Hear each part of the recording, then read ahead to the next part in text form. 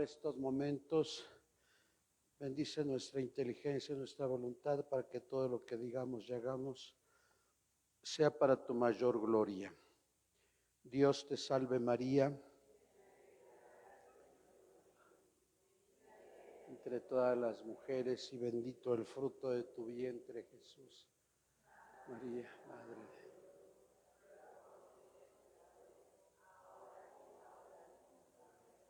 Espíritu Santo, fuente de luz, en el nombre del Padre, y del Hijo, y del Espíritu Santo.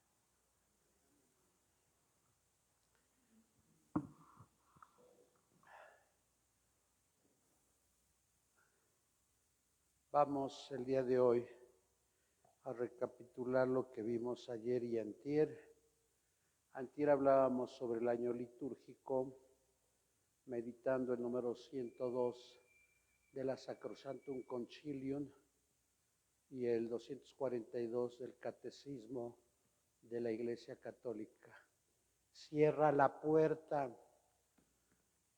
El día de ayer meditábamos y cómo lo aplicábamos el Jueves Santo en la institución de la Eucaristía como verdadero sacrificio, como verdadera comida y como verdadero memorial, junto a la institución del orden sacerdotal dentro del marco del amor.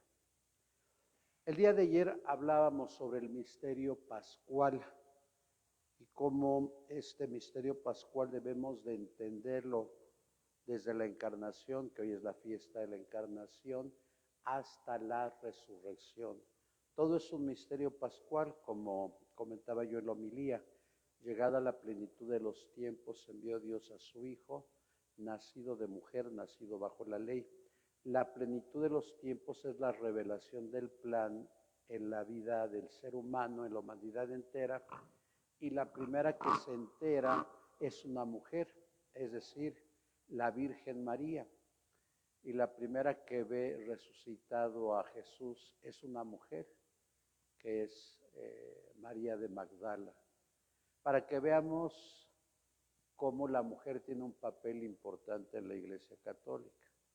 No nos dejemos llevar por lo que dicen algunas personas que no conocen de teología ni de Sagrada Escritura, que la mujer siempre ha sido relegada por la Iglesia. Es una mentira espantosa que solamente la creen las personas que no tienen formación teológica o bíblica. Y lo aplicábamos el amor que se da totalmente, recordando Juan capítulo 13, habiendo amado a los suyos, los amó hasta el extremo. ¿Cuál fue ese extremo? La pasión y la muerte, que ayer lo explicábamos tratando de hacer una síntesis del Evangelio de Mateo capítulo 26 y 27, que vamos a escuchar el próximo domingo, y del Evangelio de Juan capítulo 18 y 19, que vamos a escuchar el próximo Viernes Santo. Y claro, hablábamos de la carta a los hebreos que se proclama ese día como segunda lectura, capítulo 5, y también hablábamos de la primera lectura, el cuarto cántico del siervo de Yahvé, capítulos 52 y 53 del profeta Isaías. Ahora vamos a ver la liturgia del Sábado Santo, que sería la aplicación del cenit, del corolario de la revelación. Si ustedes leen la primera carta a los Corintios, capítulo 15, lean todo el capítulo 15. Los primeros dos versículos es una síntesis del credo, porque dice Pablo: Cristo murió por nuestros pecados, Cristo padeció, Cristo murió y Cristo resucitó. Es una breve síntesis de la historia del credo, una síntesis muy pequeña. Pero, ¿qué es lo que va a tratar esta primera carta a los Corintios, capítulo 15? Lo que sucedía en Corintio. Recuerden que Corintio era la tercera ciudad más populosa del mundo, o más bien del Imperio Romano, después de Roma y después de Alejandría. Corintio tendría unos 800,000 habitantes. Y algunos decían allá en los años 50 que Cristo no había resucitado, que era una mentira. Bueno, indudablemente Pablo se le aparece en camino a Damasco, capítulo 9 de Hechos de los Apóstoles, el mismo Jesús. Ustedes recordarán que iba a casar a cristianos en Damasco y al final termina casado por Cristo, ¿no? Me gusta esa bella intervención de este libro para comprender la historia del cristianismo, editorial Herder. No recuerdo el apellido del autor, pero dice esta frase: de cazador de cristianos terminó siendo casado por Cristo. Si se acuerdan, Saulo, Saulo, ¿por qué me persigues? ¿Quién eres tú, Señor? Soy Jesús Nazareno a quien tú persigues. Y desde aquel momento, yo creo que Pablo tuvo una visión profunda con Cristo. No fue testigo de los hechos, no, ni como Juan ni como Mateo, pero Pablo, en todas sus cartas que dice, soy apóstol por voluntad de Dios. Por eso yo creo que Pablo se peleaba mucho con los apóstoles. Cuando vean que en el templo se pelean dos padrecitos o se pelean dos catequistas, no se asusten. Eso desde el siglo I pasaba, cuando Pablo confrontó a Pedro en Antioquía, como lo puede leer la carta a los Gálatas. Bueno, entonces dice Pablo, dicen algunos que Cristo no resucitó, pero si Cristo no resucitó, nuestra predicación no tendría sentido, vana sería nuestra fe. Y al final dice Pablo, pero Cristo resucitó de entre los muertos. Eso es lo que le da sentido al itinerario pascual de Jesús, desde su encarnación, nacimiento, vida pública, pasión, muerte y resurrección.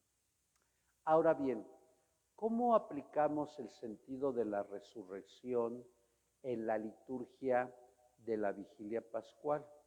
Que aquí tendremos nuestra vigilia, aunque todavía no haya oscurecido, a menos que alguien diga, Padre, haga la liturgia a las 7 de la noche. Pero aquí siempre la hacemos a las 6, cuando todavía hay luz.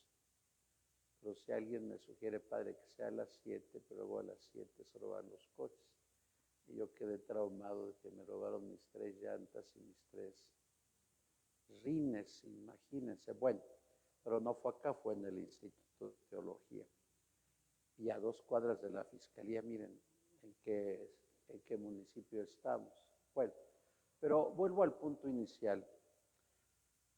Hay un libro que ya les he recomendado que se llama Jesús de Nazaret. Lean el segundo tomo del Papa Benedicto XVI, léanlo, y nos dirá que sobre la resurrección hay 2 pruebas. ¿Cuáles son esas 2 pruebas? ¿Cuáles son esas 2 pruebas? Les pregunto. Primero, la tumba vacía y después las apariciones. ¿Por qué no podemos hablar de la resurrección?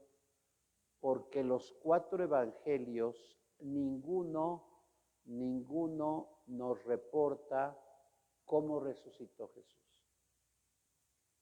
Recuerden que los 4 evangelios por cronología, Marcos, año 60, Mateo, año 80, Lucas, año 90, y Juan, su última retocadita, principios del siglo II. Es decir, los evangelios fueron confeccionados entre el año 60 al 110. Si Cristo resucitó y murió y resucitó en el 30, hay un margen de 30 años entre la resurrección y Marcos. Hay un margen entre la resurrección y Mateo de 50 años, pero son testigos. Ya ustedes saben, Marcos 16, hasta el versículo 8, porque del 9 al 16 es una añadidura posterior. Marcos escribió hasta el versículo 8. Después, Mateo, capítulo 28, Lucas, capítulo 24 y Juan, capítulo 20-24. Pero ninguno explica cómo resucitó Jesús. Bueno, pero los cuatro coinciden en algo, que cuando iban las mujeres el primer día de la semana. ¿Y cuál es el primer día de la semana? Según la contabilidad judía, el domingo. Lean ustedes el capítulo 1, versículo 8 de Apocalipsis, pero léanlo en griego, porque la Biblia, el Nuevo Testamento fue escrito en griego, ¿no? Un día que vayan los testigos y los mormones, saquen su Biblia en griego y los pobres no le van a entender absolutamente nada. Bueno, pero miren, el versículo 8, capítulo 1 dice, Kiriakegemera. ¿Y qué dice el día del Señor? Resucitado. Es el domingo. Bueno, recuerden que la contabilidad judía o semítica se cuenta el día de 7 de la noche a 7 de la noche. El tercer día entró en las 7 de la noche del sábado. Nos dice que muy de mañana, en la mentalidad judía, muy de mañana serán alrededor de las 4 de la mañana. Por tanto, Juan solamente dice que María Magdala y después habla de otras mujeres. Mateo, Marcos y Lucas dicen que las mujeres. Claro, no hay que hacer mucho caso de los sinópticos, porque decían que iban a embalsamar el cuerpo y se preguntaban quién nos va a quitar la roca. Los que hemos tenido la oportunidad de estar en la Basílica del Santo Sepulcro, que por cierto, por órdenes del Estado israelita ya la cerraron. ¿Cómo eran los sepulcros? Eran cuevas pequeñas. Los cadáveres se ponían sobre una losa de piedra, se cubrían con vendas y sudario y ahí solamente se colocaba. Después, ¿cómo se tapaba la cueva? Con una piedra o una losa. Hasta el día de hoy, las sepulturas del siglo I tenían esas características. La sepultura era nueva, era de José de Arimatea. Recuerden que José de Arimatea era sanedrita, por tanto José de Arimatea era uno de los hombres más ricos, de los 70 hombres más ricos de Jerusalén. Lo habían preparado, y hay que basarnos en Juan 19, lo habían preparado con mirra, tanto José de Arimatea como Nicodemo. Por eso no es creíble que las mujeres llevaran ungüentos para preparar el cuerpo de Jesús, porque el cuerpo de Jesús se hubiera sido cualquier cuerpo y estaría echado a perder. Más bien, yo creo que las mujeres, en la mentalidad judía, ustedes saben que los judíos no se dicen, estoy contigo, te doy el pésame, no. Si ustedes han ido a un funeral judío, ¿qué es lo que hacen los judíos? Los judíos van con la ropa raída y lo único que hacen es llorar. No le dicen nada al doliente. Lo único que hacen es llorar, llorar y llorar. Entonces yo creo que las mujeres, más que les quitaran la piedra, porque eso sería una morbosidad, más bien lo que iban a hacer las mujeres era llorar ante el cuerpo, ante la tumba de Jesús. Decimos que eran como 4 de la mañana, eso lo asegura Fulton J. Sheen, que por cierto el 24 de septiembre lo van a hacer beato en Estados Unidos. Acuérdense, Fulton J. Sheen. Yo creo que fue el primero que empezó a transmitir la homilía dominical desde Washington, allá en los años 40, cuando ustedes no habían nacido. Y aquí lo transmitía el XW con la voz de un buen poblano, José Antonio Cosío, allá por los años 60, cuando algunos de ustedes todavía no habían nacido. Bueno, entonces nos dirá que llegaron muy de mañana, 4 de la mañana, y que de pronto la losa, la roca ya no estaba. Recuerden, 4 de la mañana del domingo 9 de abril del año 30. Imperaba Tiberio en Roma todavía. Bueno, más bien Tiberio estaba en Capri. Un día que vayan a Italia, vayan a Capri, es fabuloso Capri. No le dejen dinero a sus hijos, ustedes váyanse a pasear. Bueno,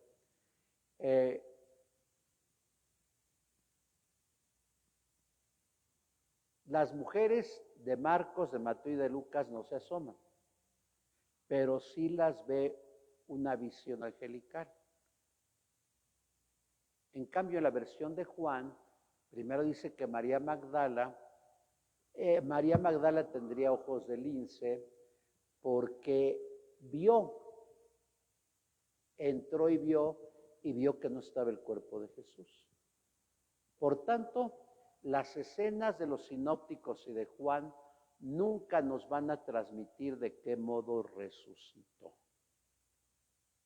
Por eso la primera prueba de la resurrección es la tumba vacía.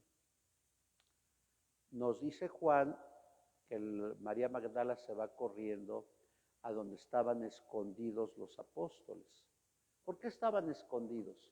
Porque tenían miedo a que los mataran los judíos. Supongo que tocaron una clave para que pudieran entrar. Los lugares son cercanos. Vayan a la Biblia de Jerusalén y vean los mapitas que están atrás. Del sepulcro al cenáculo, 10 minutos, o menos de 10 minutos, 8 minutos. Por tanto, María Magdala fue como a las 4:15 de la mañana, 4:10 de la mañana, no lo sabemos totalmente. Yo supongo que los apóstoles se aterraron cuando alguien les tocó porque pensaban que los iban a matar también. Y de pronto sale Juanito, bueno, le llamamos Juanito porque dice el Papa el Papa Benedicto, que tendría menos de 15 años. Y salió Pedro. Se entiende que Pedro tendría más de 40, 45 años. Nos dirá que se fueron corriendo porque María Magdala les dijo que se habían llevado al Señor. Bueno, su mente estaba embotada. Ven que varias veces el secreto mesiánico de Lucas 9 y de Marcos 9, ¿cuál es? Suben al Tabor y los apóstoles están discutiendo de qué significa resucitar de entre los muertos. Y Jesús, ¿qué les dijo? Cállense, no les digan nada hasta que el Señor resucite. No lo entendieron. Bueno, nos dirá San Juan que el discípulo amado llegó corriendo, porque no es lo mismo tener 15 años que corríamos y saltábamos y nos mojábamos con la lluvia, que ya tener más años, porque la lluvia nos haría daño y nos daría neumonía, ¿verdad? Bueno, dicen que Juan llega primero, pero por respeto a San Pedro, él se espera, no entra, llega a San Pedro, que también tendrían buena vista, yo nunca he tenido buena vista, no creo que hayan llevado velitas porque se los hubieran descubierto, y dicen que San Pedro entró, pero no nos dice cuál fue la actitud interior de Pedro cuando entró a la tumba vacía. En cambio, nos dirá que Juan entró, hay 3 verbos, entró, vio y creyó. Porque hasta ese momento tuvo la inspiración del Espíritu Santo de comprender qué significaba resucitar de entre los muertos. Entró, vio y creyó. ¿Y qué es lo que vio?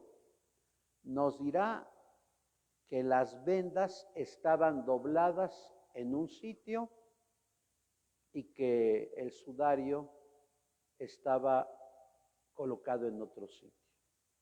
Entonces uno puede pensar si es que Cristo fue llevado. ¿Acaso alguien cuando se roba un cuerpo se lo lleva con todo y ropa o le quita las vendas? Indudablemente se lo lleva corriendo para que nadie lo vea, como pasó tristemente en el caso de Charles Chaplin, que robaron su cuerpo. No sé, querían un cuerpo de un hombre de 89 años, un gran actor del cine mudo. Bueno, en una suposición, que es la suposición que todavía defienden hoy los judíos, que se robaron, que los soldados mientras dormían, yo no puedo entender que si alguien duerme puede ver su exterior. Si alguien duerme no puede ver el exterior de nadie. Bueno, hasta el día de hoy en el pueblo de Israel se ha dicho que mientras los soldados dormían, llegaron los apóstoles y se robaron el cuerpo de Jesús. En cambio, ¿qué es lo que nos dice a nosotros el narrador? Entró, vio y creyó, porque hasta ese momento comprendió qué significaba resucitar de entre los muertos. Y sabemos que Juan estuvo de pie junto a la cruz de Jesús.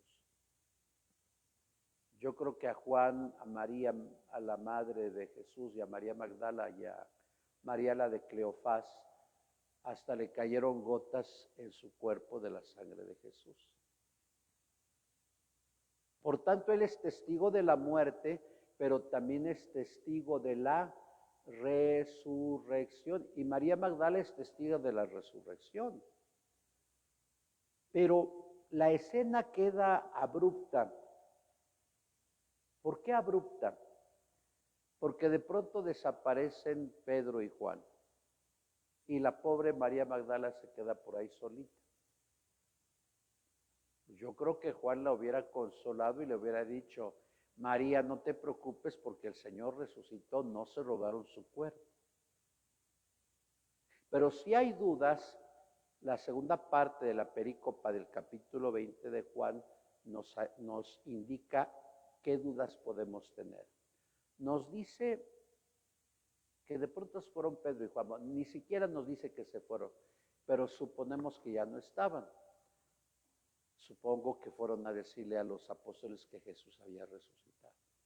Y nuevamente volvemos a ver a María Magdala llorando junto al sepulcro.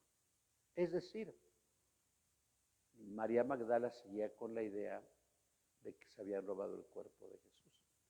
Y de pronto viene Jesús, pero todavía no se revela como resucitado.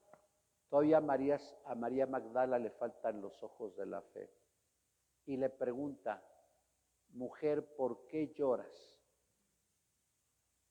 Es que se han llevado a mi Señor y no sé dónde lo han puesto. En aquel momento Jesús se revela como Dios. ¿Y qué es lo que le dice? María.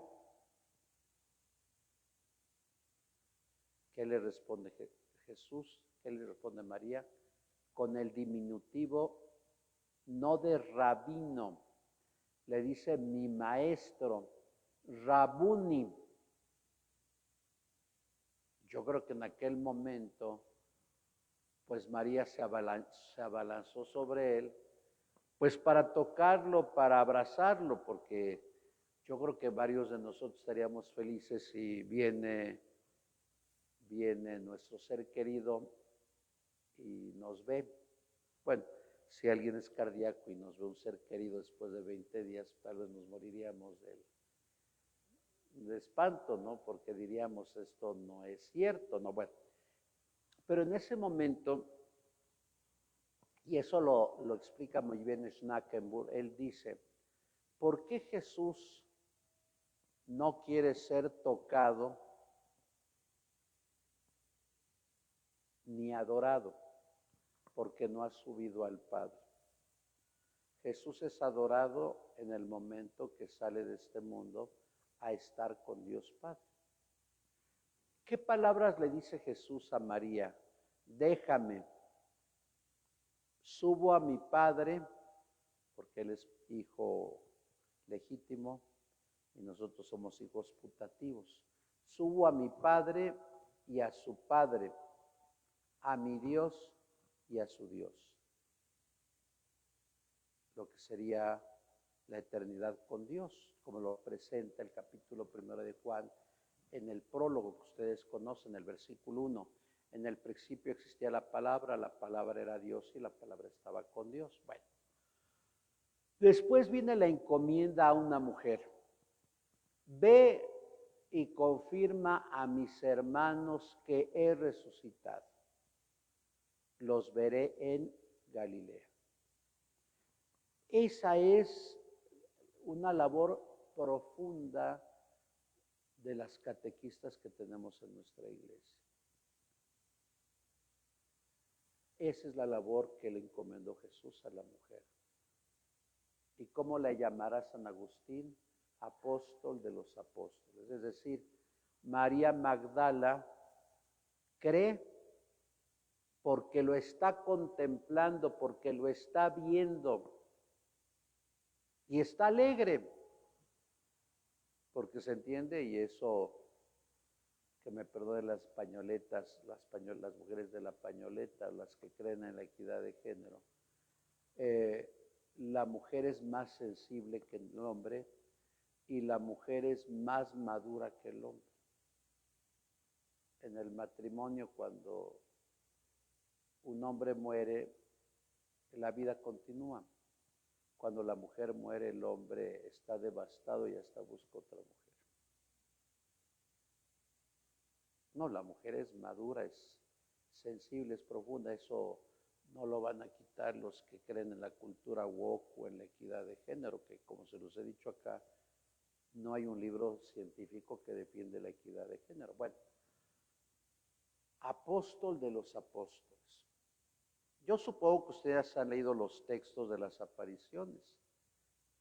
Aunque Jesús se aparece, los apóstoles no creen. En la narración de la tumba vacía, solamente creyó Juan y Magdala. Los demás no creen. Bueno, esa sería la primera prueba de la resurrección del Señor. Ahora, ¿cómo lo ejemplificamos en la liturgia del Sábado Santo? Se entendería que la liturgia tendría que ser en la noche, eso sí, para que contemplemos en la noche la oscuridad del sepulcro. Imagínense que alguien lo entierre en el ataúd y no esté muerto, y después quiera salir, pues sería espantoso, ¿verdad? Como ironizaron de Joaquín Pardavé. Bueno,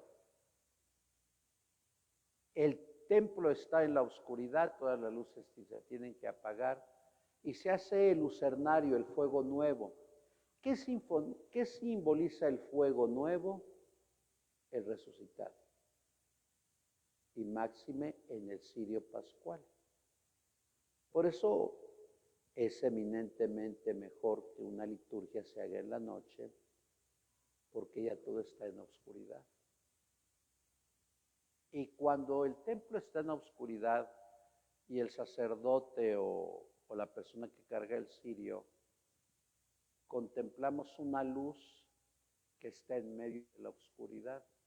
Esta liturgia del fuego nuevo y del cirio evoca la resurrección de Jesús cuando sale de la tumba vacía. Es el objetivo.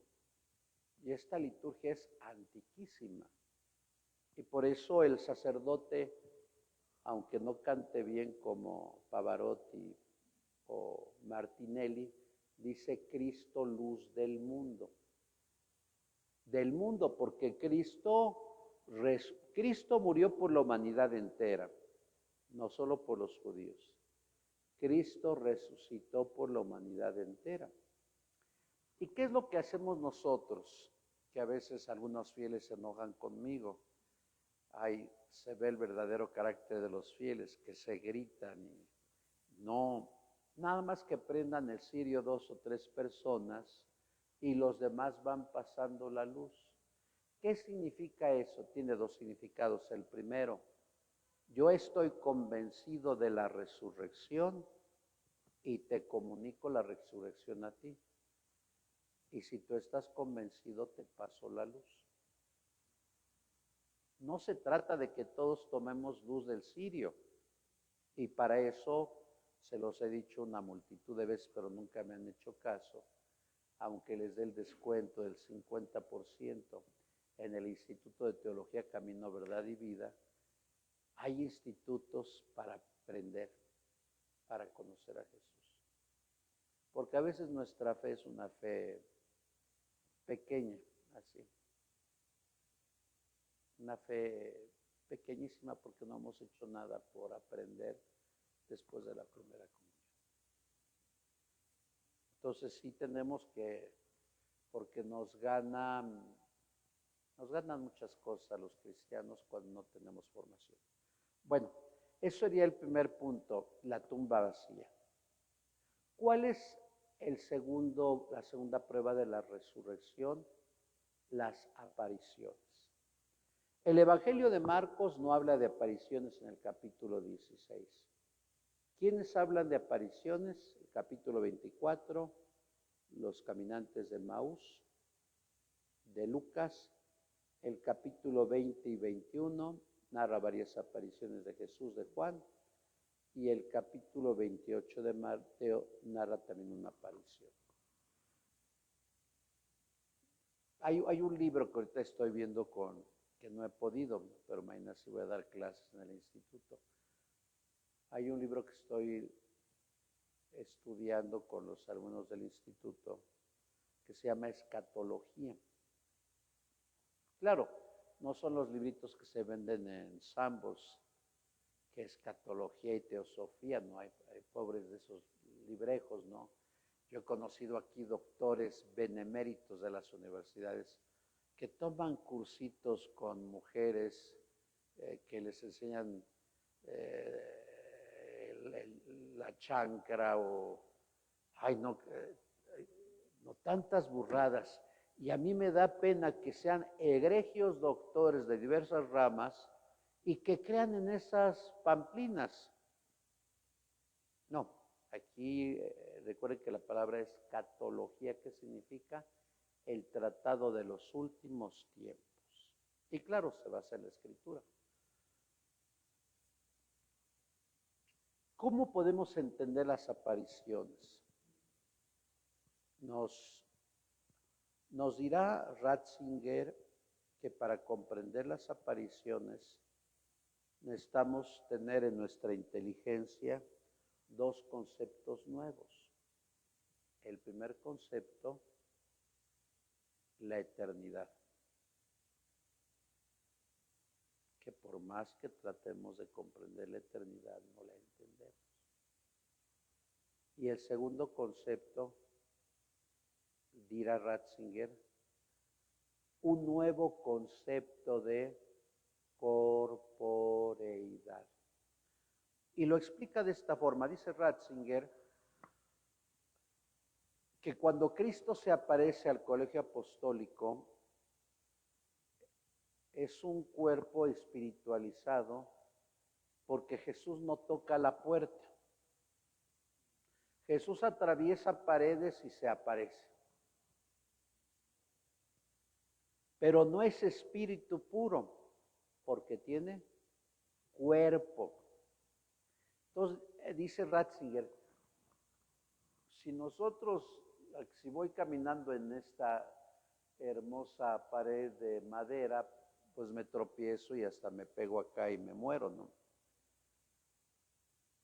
Ese concepto no lo entiende la inteligencia humana, porque va más allá, como lo planteaba Aristóteles y Platón, va más allá de lo físico. la eternidad que es Cristo con un cuerpo espiritualizado que contempla al colegio apostólico como seres finitos, temporales y caducos. Por eso nos dice Juan en el capítulo 20 que cuando Jesús se aparece al colegio apostólico en la noche del domingo 7 de abril del año 30, ¿qué es lo que hacen los apóstoles? Empiezan a gritar. Nos dice Juanito que daban gritos de terror. Tenían miedo. Es decir, su mente estaba tan embotada que no habían entendido qué significaba cuando Jesús estuvo con Elías y Moisés con un cuerpo glorificado. Tenían un miedo espantoso. ¿Y qué es lo que les dice Jesús? No teman, soy yo, ego sum. Y todavía les muestra, como dice Martín Luis Descalzo en su libro Vida y Misterio de Jesús de Nazaret, les enseña las huellas de las manos y les enseña su costado abierto. Vean, soy yo, aquí estoy yo el que crucificaron. Por eso Martín Luis Descalzo le dice las huellas de su victoria, las huellas de su pasión. Pero su mente estaba embotada. Y Jesús se va. Y de pronto se aparece a los dos discípulos que se entiende eran del segundo grupo. Recuerden que Jesús tenía dos grupos, el grupo de los 12 y el grupo de los 72 discípulos. Porque Emaús de Jerusalén queda cercano, pero aquellos hombres prefieren salirse de Jerusalén porque estaban decepcionados de Jesús. Estaban totalmente abatidos. Y de pronto Jesús, igual que a María Magdala, está con ellos por el camino, pero no lo pueden descubrir porque su mente está embotada. Es como nosotros, nuestra mente está embotada cuando no nos acercamos a la Eucaristía.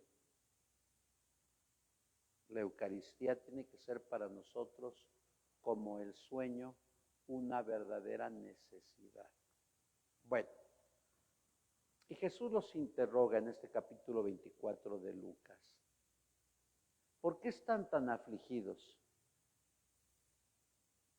Se entiende que era la fiesta de los panes ácimos.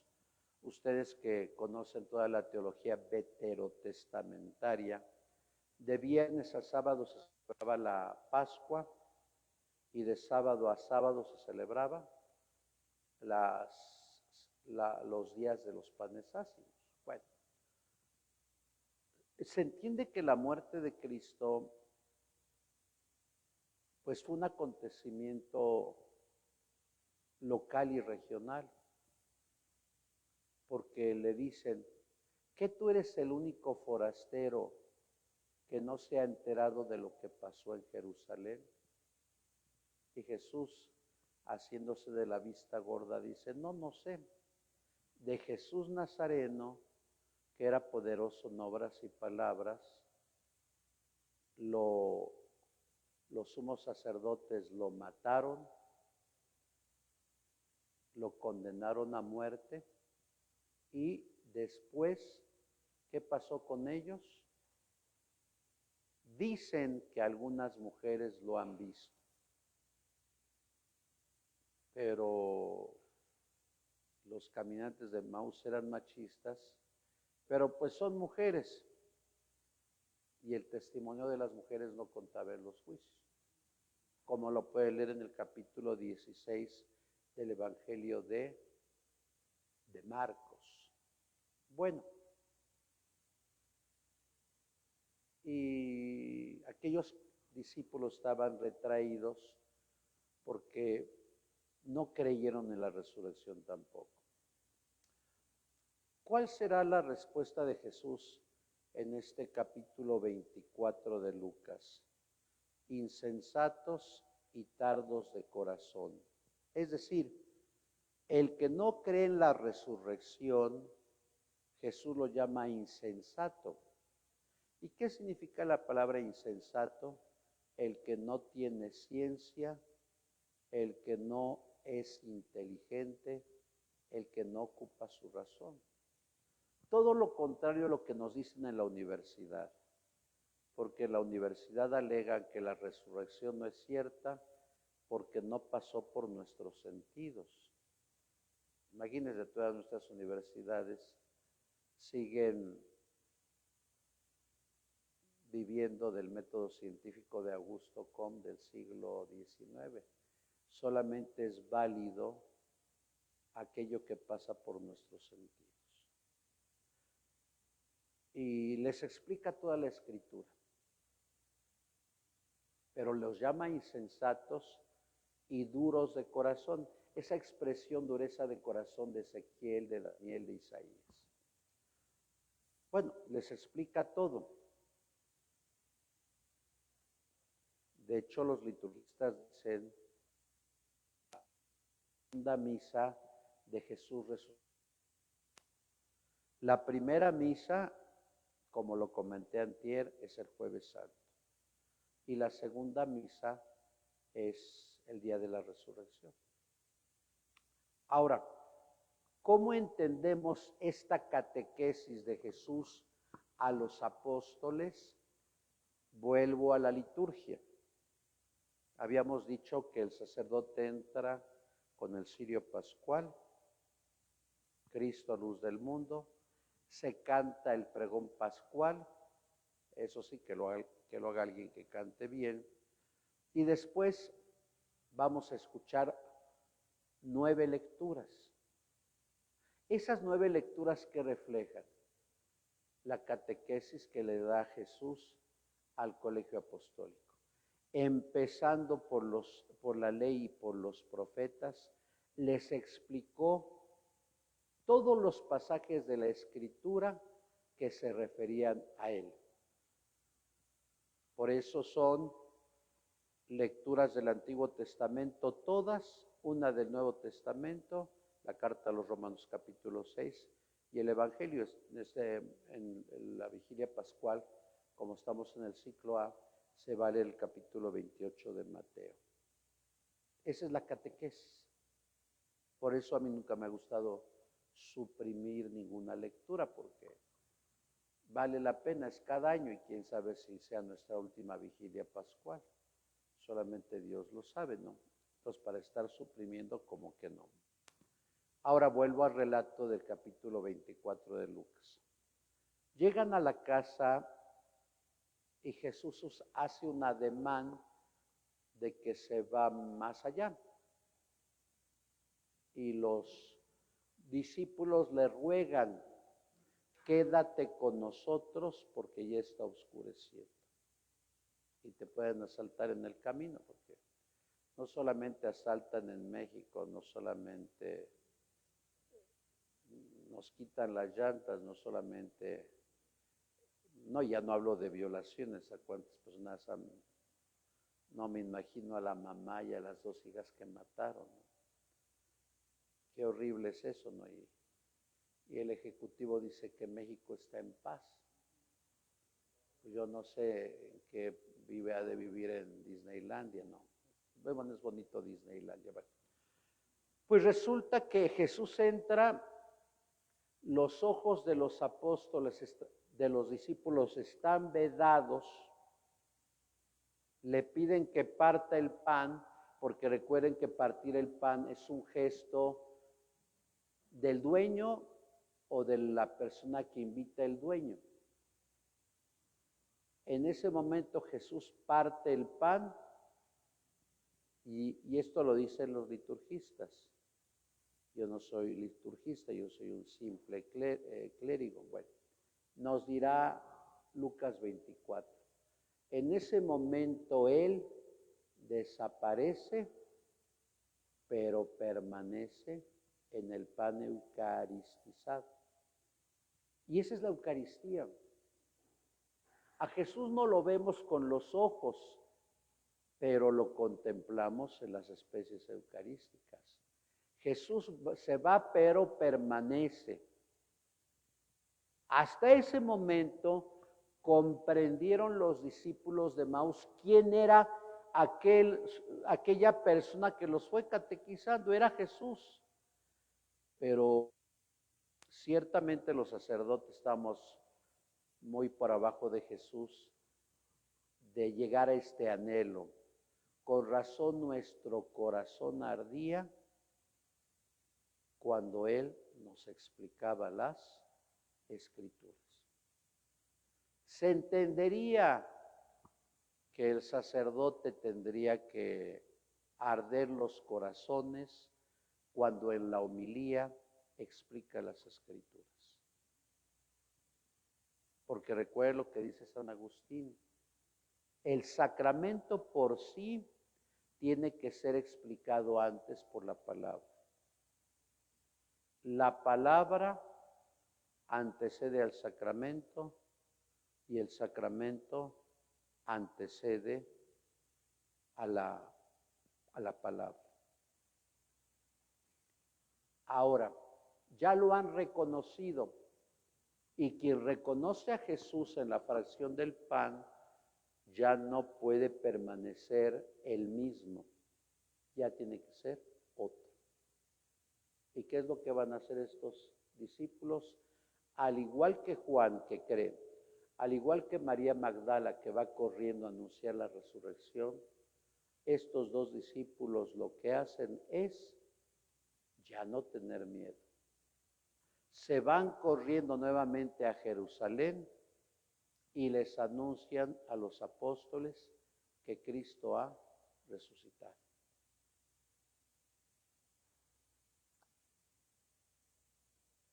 Por eso volvamos a la liturgia del sábado. ¿Qué hacemos en la liturgia del sábado? ¿Qué hacemos? Después de haber escuchado todas las lecturas antes de la carta a los romanos, las 7 lecturas del Antiguo Testamento, se encienden todas las luces, se entona el Gloria ya con instrumentos y tratamos de entender que Cristo resucitado ilumina la faz de la tierra, que Cristo resucitado ilumina la mente de todos los hombres. Y eso es lo grandioso, queridos hermanos, en la madre de toda la liturgia. Y es cuando nosotros, después de la homilía del sacerdote, una homilía muy breve, es cuando todo el camino cuaresmal, como se los he dicho en la misa, tiene una conclusión, un colorario. ¿Y cuál es ese colorario? El credo. ¿Creen ustedes? No, primero es la renuncia. ¿Renuncian a Satanás? Sí, renunciamos. Y renunciamos como hizo Jesús en la primera dominica de esta cuaresma, Mateo 4. Y después viene el credo, que es que lo rezamos los bautizados. Y vuelvo a esos 4 dominicas. Segunda dominica, tentaciones, Mateo 17. Elemento bautismal, la vestidura blanca. Tercera dominica, Juan capítulo 4, samaritana. Elemento bautismal, el agua. Cuarta dominica, Juan capítulo 9, ciego de nacimiento. Elemento bautismal, la luz. Y la quinta dominica, la resurrección de Lázaro, Juan 11, morir al pecado y resucitar con Cristo a una vida nueva. Y esto es lo que vamos a celebrar en la próxima vigilia pascual de este sábado en 8.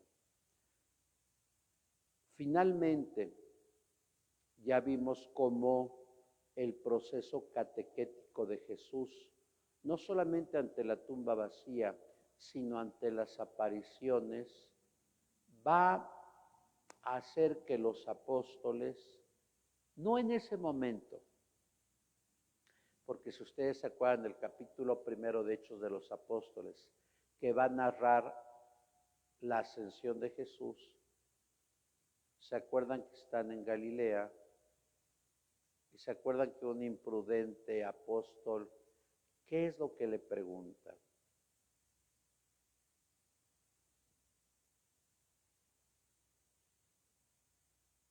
Ya se les olvidó.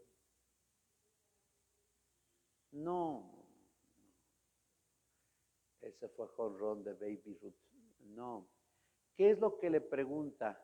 ¿Acaso, Señor, vas a restablecer ya la soberanía de Israel? Ay, ese pobre apóstol había que darle unas bofetadas, porque él pensaba que Jesús ya iba a ser soberano y rey. No había entendido nada. Jesús sube, pero antes de subir, ¿cuál es la orden de Jesús? Mateo capítulo 28, versículo 19. Vayan por todo el mundo, prediquen el Evangelio y quien crea que sea bautizado en el nombre del Padre y del Hijo y del Espíritu Santo. Esa es la conclusión de la revelación de Jesús en la vida terrena. La obligación de la Iglesia Católica es seguir predicando el Evangelio. Cuando su santidad el Papa León XIV celebró su misa de Initium, él decía en la homilía, ¿cuál es nuestra obligación en la tierra de los cristianos? Solamente predicar a Cristo. Y segundo, que los cristianos demos testimonio de comunión y de unidad. Tristemente a veces no damos testimonio de comunión y de unidad porque las familias se pelean por herencias, los fieles no dan testimonio a veces, los sacerdotes tampoco, o como suele pasar en algunas parroquias de Puebla, el vicario no se lleva con el párroco no se lleva con el vicario, y hay problemas terribles en esas parroquias. Y a veces los sacerdotes pensamos torpemente que a quien tienen que alabar es al sacerdote y no a Dios. Y yo creo que toda la efusión del Espíritu Santo se tiene que dar en la medida que proclamemos a un Cristo vivo. Por eso, volviendo a la liturgia de la Vigilia Pascual, la única vez en el año, aunque el templo sea un templo grandísimo, nuestro templo es pequeñito, pero pueden pensar en María Reina o en la Medalla Milagrosa, el sacerdote tiene la obligación de pasar a todas las bancas y rociar con agua bendita a todos los fieles. ¿Por qué? Porque nuestra pertenencia a la Iglesia Católica se ha dado a través del baño bautismal. Y tú y yo, al ser bautizado por el sacerdote, tuvimos ya el derecho que nos concedió Jesús cuando rezó el Padre Nuestro y cuando, como resucitado, vio a María Magdala y le dijo, subo a mi Padre y a su Padre, a mi Dios y a mi Dios. Todos los bautizados tenemos el derecho de decirle a Dios, papá, Abba. Por eso les he recomendado en una multitud de ocasiones que lean un librito, que se leen una sentada, un librito de 180 hojas, que se llama Abba, de Joaquín Jeremías. Yo creo que tenemos un apellido excelente, hijos de Dios. Hoy muchos quisieran ser amigos de Donald Trump o de Carlos Slim o de Claudia, pero pues yo creo que tenemos al mejor amigo del mundo, que es Jesús. Por eso que nada nos turbe a nosotros, ni la enfermedad, ni los problemas económicos, ni las deslealtades. No, porque si Dios está con nosotros, ¿quién nos va a hacer daño? Pues vivamos estos días santos, esta conclusión de la Cuaresma, que insisto, hoy es miércoles, todavía nos faltan 8 días para terminar la Cuaresma. No termina el sábado, la Cuaresma termina el jueves en la mañana. Y ya por la tarde, con la institución de la Misa in Cena Domini, el viernes con los oficios y el sábado santo con la vigilia, celebraremos pues esos días.